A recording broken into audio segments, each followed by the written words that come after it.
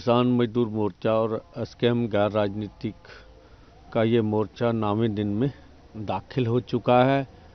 और हमने जो प्रधानमंत्री जी को अपील की थी, जो कोशिश की थी इस मोर्चे में शांति रहे और हमारे किसान मजदूर की जो सरकार है खून की प्यासी ना हो, हमें नहीं लगता हम उसमें सफल हैं। हम तो कहते हैं सरकार से, अगर हमें मार कर कुछ मिलना तो हमें मार लीजिए, लेकिन हमारे किसान और मजदूर के ऊपर जुल्म मत कीजिए।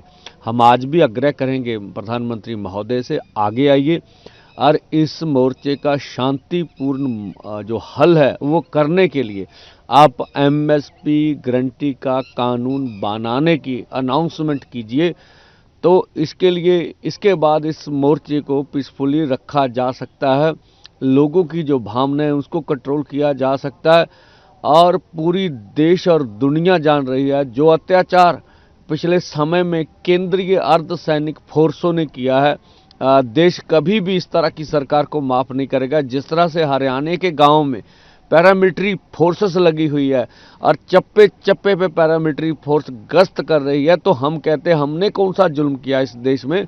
देश हमारे से बनता, हमने भी प्रधानमंत्री महोदय इस देश के नागरिक होने के नाते आपकी पार्टी को वोटें दी होंगी, आपको प्रधानमंत्री बनाया होगा।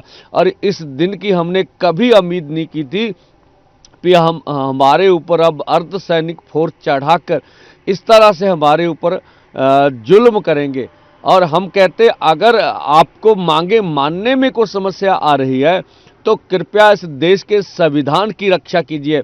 आप संविधान के मुखिया हैं, हमें पीसफुली ढंग से दिल्ली जाने दीजिए और ये हमारा जन्मसिद्ध अधिकार है। अब देखना आने वाले समय में प्रधानमंत्री क्या सोचते हैं हमारे बारे में।